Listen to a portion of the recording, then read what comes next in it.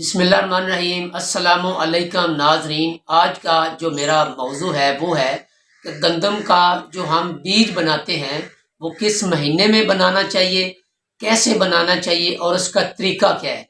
ये मौजू महीना है, आज मई की 10 तारीख है। और दूसरे नंबर पे जो मैंने गुफ्तगू करनी है वो है तूड़ी के मतलब जो गंदम की हम तूड़ी निकालते हैं जिसको हम भूसा भी कहते हैं, उसको छटा करना चाहिए या नहीं करना चाहिए। तूड़ी का क्या रेट चल रहा है और गंदम का क्या रेट चल रहा है, और गंदम का जो बीज है वो हमने कैसे बनाना है 6 महीने पहले। तो आगे बढ़ने से पहले मेरी आपसे रिक्वेस्ट है, मैं आप दोस्तों से वही बात करता हूँ जिसके ऊपर मेरा ज़ाती एक्सपीरियंस और तजर्बा होता है। अल्हम्दुलिल्लाह आप कहेंगे सुनने वाले कि हर वीडियो में ये यही बात कहता है कि जिसके ऊपर मेरा तजर्बा होता है। भाई मैं क्या कर सकता हूँ, ये अल्लाह ताला का करम है, मेरा इसमें कोई कमाल नहीं है। मैं ज़िम्मेदार हूँ और अराई फैमिली से मेरा ताल्लुक़ है। तो ये मौजू महीना है और जो मैं जिस बात के ऊपर मैं खुद अमल करता हूँ वही बात अल्हम्दुलिल्लाह मैं आपको कहता हूँ। मैंने इस बात के ऊपर अमल किया है। ये मेरी जो हठवर्ती बात है, हठवर्ती उसको कहते हैं जिसके ऊपर इंसान खुद अमल करता है, और जगवर्ती वो होती है जो किसी से सुनकर आगे बयान की जाती है। तो मेरी आपसे रिक्वेस्ट है कि जो अच्छी बात होती है वो सदका जारिया होती है, उसको आगे फैलाना चाहिए ताकि किसी का फ़ायदा हो सके और किसी के घर में रोशनी की किरण आ सके और अखराजात में कमी आ सके।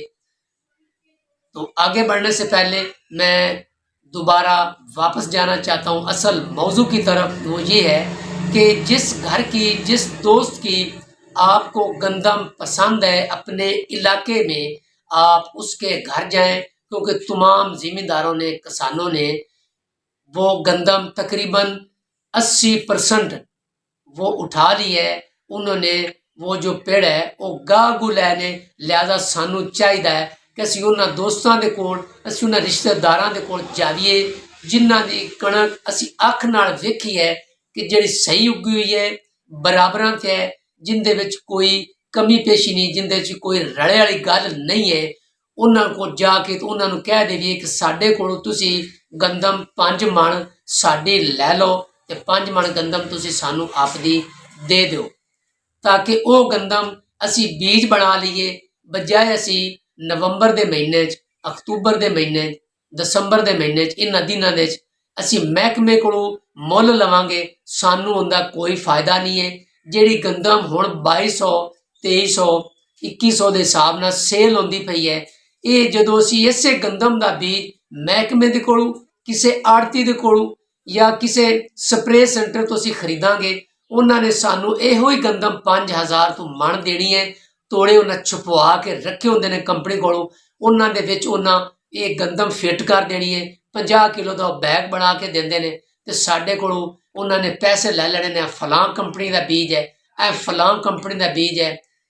लिहाजा असी खुश होकर वो लैके आ जाने ने। ना ही वो महकमे का मंजूर शुदा होंदा है, ना कोई गल ते ना कोई बात। फैसलाबाद बीज तैयार हो रहा है, मुख्तलिफ कंपनियां च हो रहा है, उन्होंने किलियां के हिसाब नाल, मुरब्बियां के हिसाब नाल बीज कढ़िया होंदा है ते वो उन्हां सारे पाकिस्तान नूं अवेलेबल नहीं होंदा।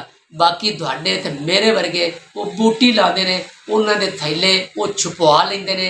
मशीनां छोटी छोटियां उन्हां दे कोल होंदियां ने जिन्हां दे नाल वो अपने मूँह उन्हां थैलियां दे बंद कर लेंदे ने। वो कड़ाकेदार वो शॉपर जिन्हों असीं बैग आखने हैं, जिन्हों असीं बोरी ते थैला आखने हैं, वो सानू देंदे ने, उत्ते स्टिकर लाउंदे ने, सुकून नाल बेचदे ने। साडे पाकिस्तान में कोई चेक करने वाला कोई नहीं है, यकीन कर जो, कोई चेक करने वाला कोई नहीं है। तो बेचते ने। अगों जदों असीं गड्ढने हैं, चाहे वो चंगा निकले या माड़ा निकले। तुसीं कहोगे भी पहले पंजाबी च बोल रहा सी, उर्दू च बोल रहा सी, हुण पंजाबी च बोल रहा है। ये मेरी मजबूरी है, कुछ उर्दू च भी बोलना तो कुछ पंजाबी च भी बोलना। लिहाजा इस तरीके दे नाल ये बीज तैयार किए जाते हैं। तुसीं अपने इलाके दे विच जिस भैन भरा ने मंजूर शुदा अदारे दे कोलों बीज खरीदिया है, सानू सारा पता होंदा है, उन्होंने अपनी गंदम दे आओ तो उन्होंने कोलों गंदम लिया के उन्हां च जहर ला के रख लो, या तुसीं जिहड़ा निम है इनका ਜਿਹੜੇ ਪੱਤੇ ਨੂੰ ਸੁਕਾ ਕੇ ਵਿੱਚ ਫਿੱਟ ਕਰਕੇ ਰੱਖ ਲਓ, ਕੋਈ ਕੀੜੀ ਵਗੈਰਾ ਨਹੀਂ ਲੱਗਦੀ। ਤੇ ਉਹ ਜਿੰਨੀ ਤੁਸੀਂ ਅਗਲੇ ਸਾਲ ਗੰਦਮ ਬੀਜਣੀ ਹੈ ਉਤਨਾ ਬੀਜ ਐਡਵਾਂਸ ਬਣਾ ਕੇ ਜਾਂ 1 ਮਣ ਜ਼ਿਆਦਾ ਬਣਾ ਕੇ ਤੁਸੀਂ ਰੱਖ ਲਓ। ਤੇ ਇਹ ਹੋਈ ਬੀਜ ਜਿਹੜਾ ਨਵਾਂ ਬੀਜ ਹੁੰਦਾ ਉਹ 3 ਸਾਲ ਤੱਕ ਇਨਸਾਨ ਉਹਨੂੰ ਗੱਡ ਸਕਦਾ ਹੈ, ਔਰ ਤੀਸਰੇ ਸਾਲ ਬਾਅਦ ਸਾਨੂੰ ਗੰਦਮ ਦਾ ਬੀਜ ਤਬਦੀਲ ਕਰਨਾ ਚਾਹੀਦਾ ਹੈ। ਮੇਰੇ ਇਲਾਕੇ ਦੇ ਵਿੱਚ ਜਿਹੜਾ ਵਤਨ ਹੈ ਉਹਨੂੰ ਜ਼ਿਆਦਾ ਪਸੰਦ ਕੀਤਾ ਜਾਂਦਾ ਹੈ, ਵਤਨ ਬੀਜ ਗੰਦਮ ਦਾ ਬੀਜ ਬਣਾਉਣ ਦਾ ਇਹ VIP ਤਰੀਕਾ ਹੈ। ਇਹਦੇ 'ਚ ਕੋਈ ਸ਼ਰਮਾਉਣ ਵਾਲੀ ਗੱਲ ਨਹੀਂ ਹੈ। ਤੇ ਵੀਡੀਓ ਲੰਮੀ ਹੋ ਜਾਣੀ ਹੈ, ਲਿਹਾਜ਼ਾ ਹੁਣ ਮੌਜੂ ਹੈ ਇਹਦਾ ਰੇਟ ਕੀ ਹੈ। ਅੱਜ 10 ਤਰੀਕ ਹੈ ਤੇ ਕੱਲ 9 ਤਰੀਕ ਸੀ। ਕੱਲ 9 ਤਰੀਕ ਦੀ ਸ਼ਾਮ ਤੱਕ ਕਰਾਚੀ ਤੋਂ ਲੈ ਕੇ ਲਾਹੌਰ ਤੱਕ ਮੈਂ तमाम ਮੰਡੀਆਂ ਦੇ ਨੈਟ ਤੇ ਰੇਟ ਚੈੱਕ ਕੀਤੇ ਸੀ ਤੇ ਆਪਣੇ ਇਲਾਕੇ ਦਾ ਇਸ ਜੰਗ ਦੀ ਵਜ੍ਹਾ ਤੋਂ ਰੇਟ ਚੈੱਕ ਕੀਤਾ, ਜਿਹੜਾ 2400 ਰੁਪਏ ਤੋਂ ਲੈ ਕੇ 2600 ਰੁਪਏ ਤੱਕ ਸੇਲ ਹੋ ਰਿਹਾ ਹੈ। ਜਿਹੜੇ ਮੇਰੇ ਦੋਸਤਾਂ ਨੇ ਗੰਦਮ ਸੇਲ ਕਰ ਲਈ ਹੈ, ਮੁਲਕੀ ਹਾਲਾਤ ਸਹੀ ਨਹੀਂ ਹੈ, ਲਿਹਾਜ਼ਾ ਨਾ ਵੀ ਸਹੀ ਹੋਵਣ ਜਾਂ ਸਹੀ ਹੋਵਣ, ਇਹ ਐਟੋਮੈਟਿਕਲੀ ਤੌਰ ਤੇ ਗੰਦਮ ਦਾ ਰੇਟ ਚੜ ਜਾਣਾ ਹੈ। ਜਿੰਨਾ ਨਹੀਂ ਵੇਚੀ ਬਿਲਕੁਲ ਪਰੇਸ਼ਾਨ ਨਾ ਹੋਵਣ, ਉਹ ਸਕੂਨ ਨਾਲ ਸੇਲ ਕਰਨ। ਹੁਣ ਰੇਟ ਜ਼ਿਆਦਾ ਤੋਂ ਜ਼ਿਆਦਾ ਅੰਦਰ ਚੜਦਾ ਜਾ ਰਿਹਾ ਹੈ। ਮੈਂ ਬਜ਼ਾਤੇ ਖੁਦ ਜਿਹੜੀ ਗੰਦਮ ਮੈਂ ਸੇਲ ਕੀਤੀ ਹੈ, ਮੈਂ ਕੈਮਰਾਮੈਨ ਨੂੰ ਕਹਾਂਗਾ ਕਿ ਉਹ ਤੋੜਿਆਂ ਦੀ ਤਰਫ ਕੈਮਰਾ ਲੈ ਕੇ ਜਾਵਣ ਤੇ ਲਿਜਾ ਕੇ ਉਹ ਗੰਦਮ ਦੇਖਣ। ਮੇਰੇ ਕੋਲ ਵੀ ਹੁਣ ਪਈ ਹੈ, ਉਧਰ ਲੈ ਜਾ, ਉਹਨਾਂ ਦੀ ਤਸਵੀਰ ਲੈ ਵਾਪਸੀ ਮੇਰੇ ਲਈ ਆ ਜਾਣ। ਵੀ ਗੱਲ ਇਹ ਗੰਦਮ ਦਾ ਬੀਜ ਬਣਾਉਣ ਦਾ VIP ਤਰੀਕਾ ਹੈ। ਜਿੰਨਾ ਤਾਂ ਗੱਡ ਲਿਓ ਤੇ ਚੰਗੇ ਰਹਿ ਗਏ, ਜਿੰਨਾ ਨਹੀਂ ਗੱਡੀ ਉਹਨਾਂ ਨੂੰ ਰਿਕੁਐਸਟ ਕਰ ਰਿਹਾ। ਬਾਕੀ ਰਹਿ ਗਿਆ ਤੂੜੀ ਦਾ ਮਾਮਲਾ, ਜਿੰਨਾ ਸੇਲ ਕਰ ਲਈ ਹੈ 18000 ਦੇ ਹਿਸਾਬ ਨਾਲ ਇਸ ਟਾਈਮ ਤੂੜੀ ਦਾ ਰੇਟ ਵੀ ਚੜ ਗਿਆ ਹੈ ਮੁਲਕੀ ਹਾਲਾਤ ਦੇ ਮੁਤਾਬਕ। 30000 1 ਏਕੜ ਦਾ ਤੂੜੀ ਦਾ ਰੇਟ ਹੋ ਗਿਆ ਹੈ। ਜਿਨ੍ਹਾਂ ਦੀ ਸੇਲ ਹੋ ਗਈ ਹੈ ਉਹਨਾਂ ਦੀ ਮਜਬੂਰੀ ਸੀ, ਉਹਨਾਂ ਅਖਰਾਜਾਤ ਵੀ ਬਰਦਾਸ਼ਤ ਕਰਨੇ ਸੀ, ਉਹ ਲੈਣ ਦੇਣ ਵੀ ਕਰਨਾ ਸੀ।